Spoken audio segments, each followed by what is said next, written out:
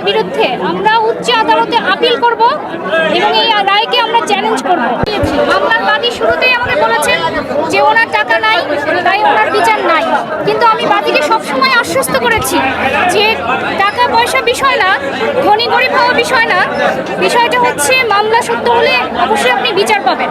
উনি আমার উপর সম্পূর্ণ সেই ভরসা রেখে 5টি বছর মামলা পরিচালনা করেছেন। আজ আমাদের যে সাক্ষ্য প্রমাণ সেগুলো নিয়ে আমরা বিস্তারিত কোনো কিছুই আদালতে পাইনি।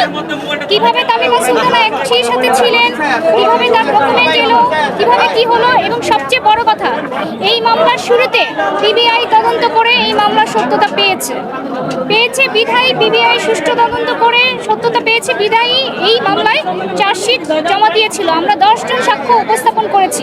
তামিমা তার জেরাও অনেক কিছু স্বীকার করেছে, কিন্তু তারপরেও আদালত 2 জন আসামিকে খালাস দিয়েছে, যাতে আমরা সংক্ষুব্ধ এবং আমরা মনে করি যে এই রায়ের বিরুদ্ধে আমরা উচ্চ আদালতে আপিল করব এবং এই রায়কে আমরা চ্যালেঞ্জ করব।